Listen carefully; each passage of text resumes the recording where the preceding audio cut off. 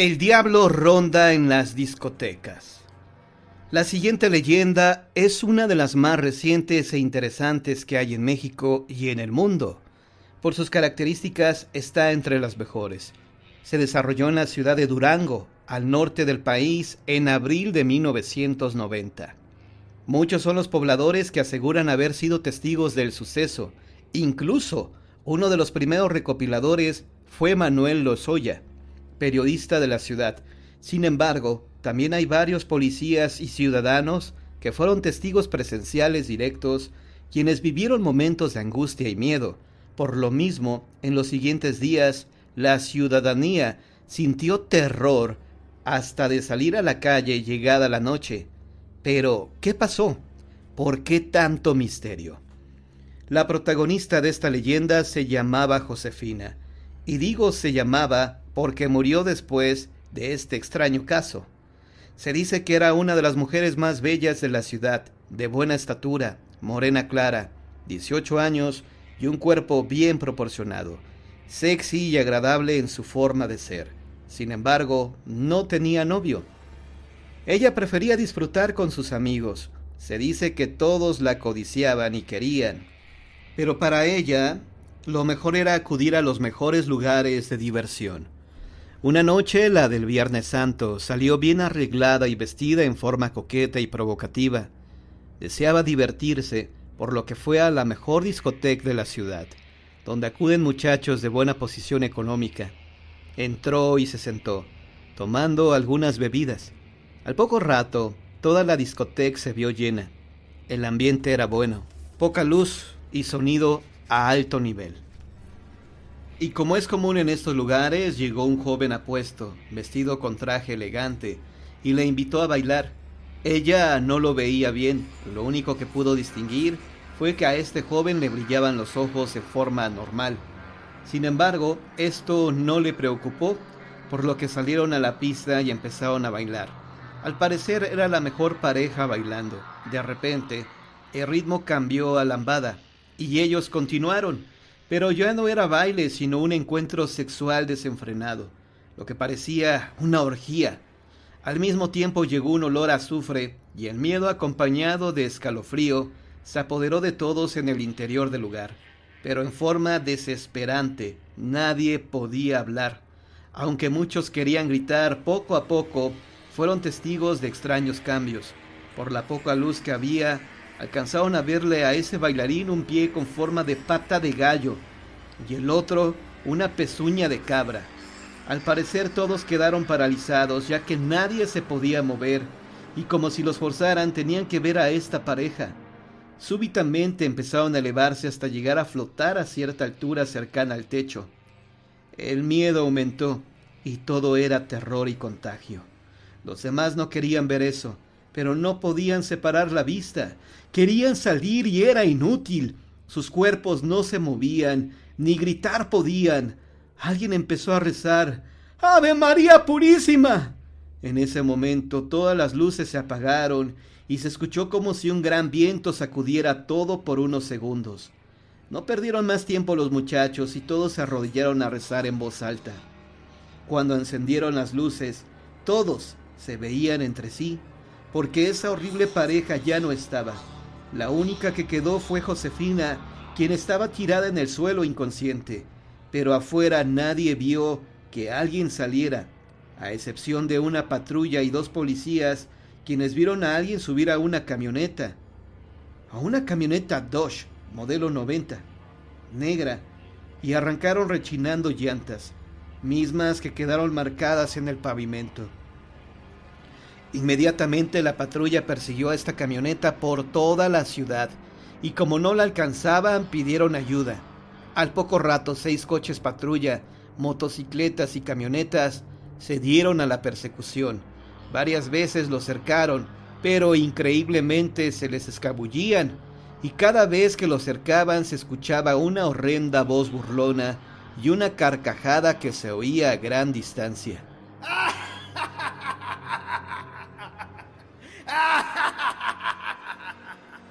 La persecución siguió y se le volvió a acercar.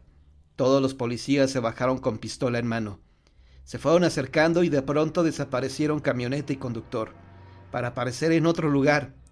Fueron varios intentos de arrestar a este conductor, o lo que fuera, y el último intento fue a través del centro y la calle de Pino Suárez, por donde la camioneta se dirigía hacia el oriente.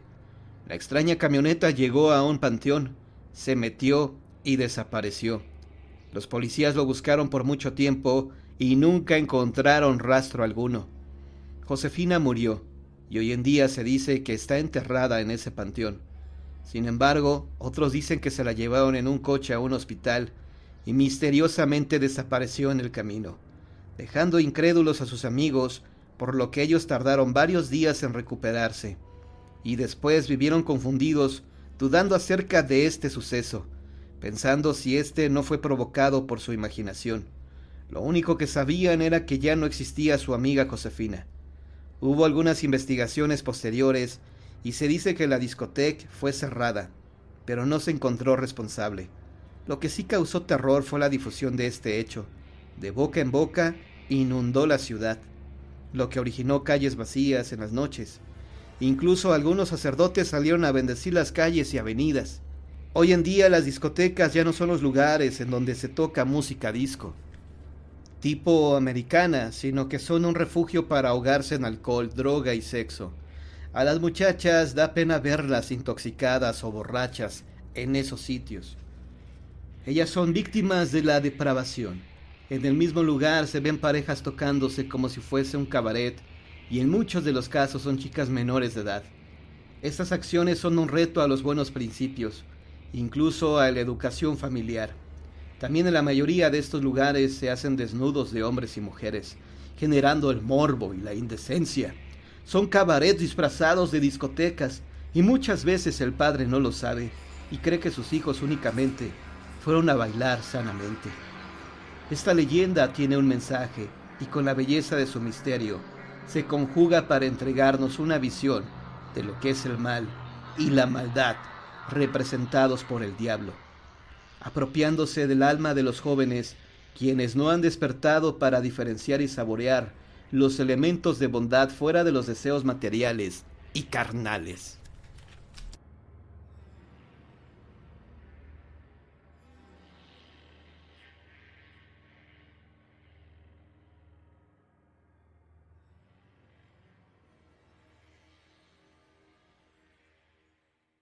La maldición de las gemelas. Esta leyenda se repite con frecuencia en los poblados cercanos a las carreteras, aunque no se tiene la certeza del lugar exacto donde sucedió esta tragedia. Karen y Carla eran unas hermanas gemelas de 8 años y acababan de mudarse a la ciudad. Sus padres trabajaban la mayor parte del día, por lo que estaban bajo el cuidado de una niñera. Luego de casi 3 meses de haber llegado a este sitio, la niñera enfermó, por lo que ese día no pudo cuidar a las gemelas. La madre pensó en faltar al trabajo, pero Karen, la mayor, había nacido apenas unos minutos antes. Dijo que no se preocupara, que solo eran unas cuantas horas y que nada malo pasaría. La madre, confiando en las palabras de su hija, les preparó unos emparedados y se dirigió rumbo al trabajo. Todo transcurría en completa calma. Ya casi anochecía y las gemelas se divertían fuera de su casa. En innumerables ocasiones los padres les advirtieron no jugar cerca de la carretera, porque era muy peligroso, y hasta ese momento habían acatado la orden. La madre estaba por llegar y las niñas la esperaban sentadas junto a la autopista. Cuando vieron que el auto de ella se acercaba, se pusieron de pie y comenzaron a gritar con alegría. ¡Mamá! ¡Mamá!, exclamaban varias veces. La madre les tocaba el claxon en señal de que les había visto. Sin embargo, tanta era la emoción de la llegada y sobre todo la ansiedad de contarle lo bien que se habían portado, que sin percatarse ambas estaban paradas justo en los bordes de la carretera. A lo lejos apareció un camión que circulaba a gran velocidad. Al chofer le era imposible ver a las niñas, ya que se situaba casi al terminar una curva. De pronto, solo un fuerte golpe y los gritos desesperados de la madre se escucharon. El vehículo pesado atropelló a las gemelas y ambas fallecieron al instante. Los padres de las gemelas se hundieron en una fuerte depresión, que solo superaron un par de años después. Finalmente, con el trabajo y con el apoyo de sus parientes, lograron recuperarse de tan fatídica pérdida, pero jamás pensaron en mudarse de casa. Pese a la tragedia, decidieron continuar su vida en ese lugar. Ilusionados nuevamente decidieron tener otro hijo. Al parecer la vida se reivindicaba con ellos, pues esta vez y para sorpresa de ambos, la madre dio a luz a otras niñas gemelas. Con el paso de los años, las gemelas se parecían cada vez más a sus hermanas difuntas. Y esto era para la madre como rendir diariamente un homenaje a la memoria de sus hijas. El día de su 8º cumpleaños, los padres les organizaron una fiesta. Las gemelas, junto con otros niños, jugaban por todo el jardín y, desobedeciendo las órdenes de los padres de no acercarse a la carretera, llegaron hasta esta vía en medio de risas y gritos. Los automóviles circulaban a gran velocidad, pero a las gemelas tanto peligro les parecía divertido. Como era su cumpleaños, ellas creían que ese día podían quebrantar las reglas impuestas por sus mayores. Por tanto, se tomaron de la mano y echaron a correr. Sin embargo, al llegar a los límites de la autopista, se detuvieron abruptamente. Todos los niños gritaban, pues los carros pasaban rápidamente. Los anfitriones y los papás de los niños corrieron hasta el lugar para ver qué sucedía, y cuando miraron a las gemelas a punto de cruzar la carretera, la madre gritó terriblemente. Con lágrimas en los ojos y visiblemente angustiada, corrió hasta ellas y les reclamó por haber desobedecido. Las niñas respondieron al mismo tiempo: si no pensábamos cruzar, ya nos atropellaron una vez y no volverá a ocurrir. Desde entonces, se dice que Karen y Carla reencarnaron en sus hermanas, que tenían un comportamiento muy extraño, por lo que se convirtieron en unas niñas solitarias. Nadie supo lo que pasó con ellas. Lo cierto es que sus padres decidieron mudarse de casa, para evitar que una nueva tragedia empañara su felicidad.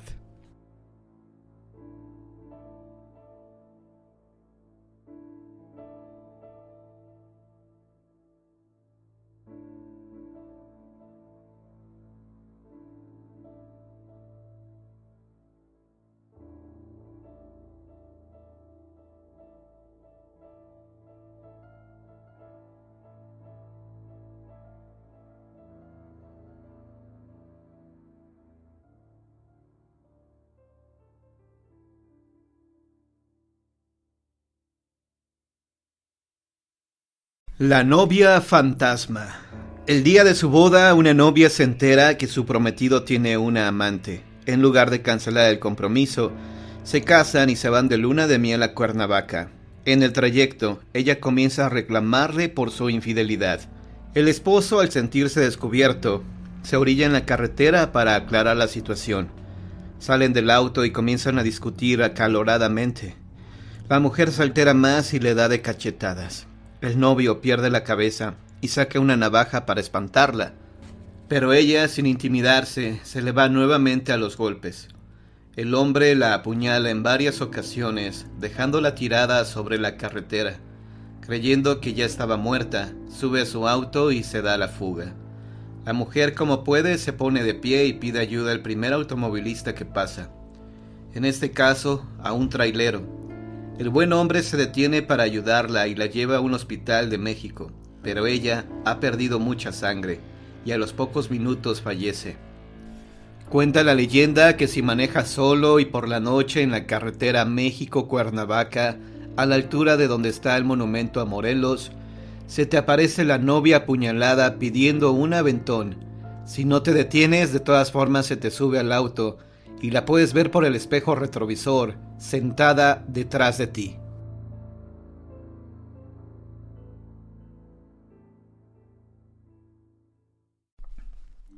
Un esqueleto maldito. Hace muchos años, una de mis tías se fue a estudiar medicina a la ciudad de San Luis Potosí, aquí en México, y durante su estancia en la ciudad, se quedó a vivir en casa de su hermano y su esposa, quienes la recibieron de buen modo. Ahora bien, me cuenta mi tía que para pasar la materia de anatomía, necesitaba estudiar el esqueleto humano, y que para ello, ya que no se podía permitir pagar uno de fibra de vidrio u otro material, le pidió a su maestro de anatomía que le consiguiera un esqueleto en préstamo. Así, un día su maestro llegó con el esqueleto en una caja larga y se lo entregó, con la condición de que lo regresara después del examen. Mi tía, muy contenta, se llevó el esqueleto a casa, y como si tal cosa no les importó a su hermano y su esposa. Pasaron los días y me cuenta mi tía que una noche se tuvo que quedar hasta muy tarde estudiando en su cuarto, que está muy cerca del baño, y en donde por falta de espacio guardaba el esqueleto en su caja, recargada en una pared, cuando de repente oyó unos ruidos provenientes del baño. Pensando que era su imaginación o su cansancio, no le dio importancia. Sin embargo, el ruido persistía. Se acercó al baño, que estaba vacío, y con sorpresa se dio cuenta que el ruido provenía de dentro de la caja, y sonaba como si alguien estuviera rascando la pared de la caja. Adela, mi tía, se quedó impresionada y descartó cualquier otra opción, como una rata o algo así, ya que la casa la fumigaban constantemente, además de que la caja era de gruesa madera, por lo que no era fácil que un animal la royera. Trató de no darle la mayor importancia y lo dejó pasar. Sin embargo, días después su cuñada le platicó que por las noches oía ruidos raros en el baño, como si alguien estuviera rascando una pared, pero jamás hizo el intento de asomarse a ver qué era. Mi tía no le había platicado nada a nadie. No sabían explicarse esta situación, hasta que una noche en que mi tía seguía estudiando, se empezaron a oír los ruidos del baño fuertemente, pero como estaba muy ocupada, hizo como si no los oyera, hasta que su cuñada entró a su cuarto muy pálida y casi histérica. Le dijo que acababa de entrar al baño y claramente se oía cómo rascaban desde dentro de la caja, pero ahora de una manera diferente, como si alguien tocara con los dedos una melodía. Ambas, a pesar del miedo, se acercaron al baño a ver, cuando de repente y para su admiración, la caja empezó como a dar pequeños saltos, por lo que gritaron de miedo, atrayendo con sus gritos a mi tío, que no sabía la causa de tal alboroto. Su esposa, muy nerviosa, le platicó lo sucedido, pero mi tío, como no daba importancia a esas cosas, se acercó a la caja y la abrió. Y para admiración de su hermana y su cuñada, el esqueleto estaba intacto, pero no había ningún animal u otra cosa que hubiera causado todo el numerito que acababan de presenciar. Después de esto, mi tía y su cuñada pasaron la noche en vela, y al día siguiente su cuñada le ordenó que sacara el esqueleto de su casa, a lo que mi tía obedeció. Hasta ese momento todo quedaba confuso, pues mi tía se decía que no había explicación para tales hechos, pues el esqueleto era una imitación. Sin embargo, al llegar a la facultad, buscó al maestro y le llevó la caja con su contenido sin explicarle lo sucedido. El maestro se sorprendió, pues le había dicho que se quedara el esqueleto para estudiarlo hasta el examen, para el que faltaba todavía una semana, pero como mi tía no le daba ninguna explicación, el médico le dijo: «Adela, no habrá creído los chismes acerca de este esqueleto, ¿verdad?». Mi tía, al no saber de qué hablaba su maestro, le preguntó que cuáles eran dichos chismes. «Bueno, como usted se habrá dado cuenta, el esqueleto es de un muerto, si bien el barniz y su antigüedad le dan otro matiz. Sin embargo, varios de los alumnos a los que les he prestado este material aseguran haber oído ruidos que provenían de dentro de la caja durante la noche. Pero usted no cree en esto, ¿verdad?».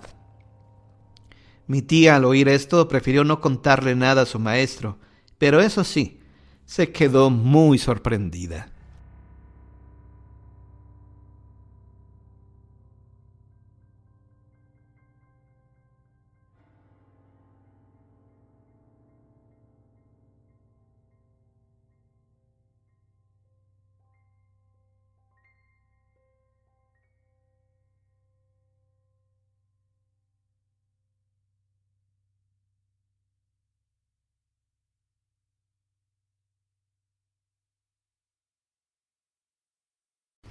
Una extraña aparición.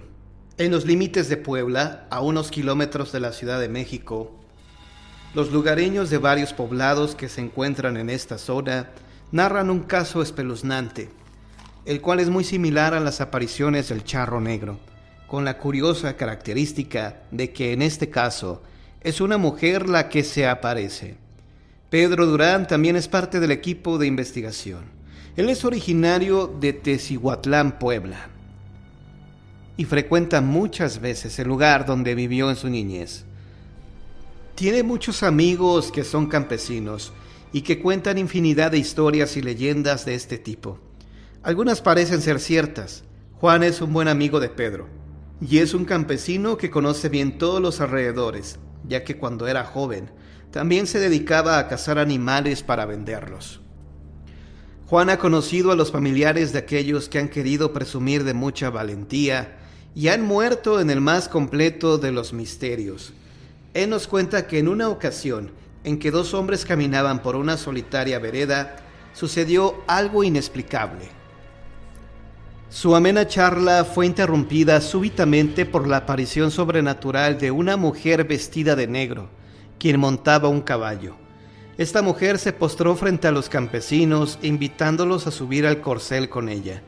Llevaba un largo vestido de encaje que mostraba una figura atractiva, pero el rostro no se le veía. Uno de los hombres no lo pensó y se fue con ella, creyendo que tendría una agradable aventura.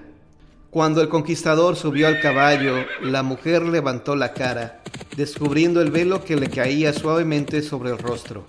Era una calavera, era la muerte misma, pero el incauto ya no pudo bajarse y arrancaron en frenético galope.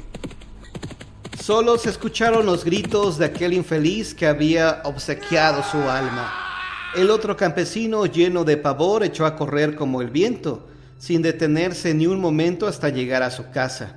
Tal como sucede en todos los pueblos, contó lo sucedido a varias personas y entonces fueron en grupo con antorchas y armas a buscar al hombre extraviado. Revisaron todo el valle y las colinas, hasta que al fin hallaron el cuerpo sin vida. Le habían sacado los ojos, dejando las cuencas vacías y calcinadas. Su cuerpo parecía estar aplastado y un rictus de terror se dibujaba en su lacerado rostro. Se dice que no fueron los únicos en presenciar la aparición de esta mujer. Sea cierto o no, por si las dudas, mejor será no aceptar dinero o subir a caballos de personajes desconocidos. Y ya que hablamos de mujeres misteriosas, pasemos ahora a más leyendas, también populares entre nuestra gente.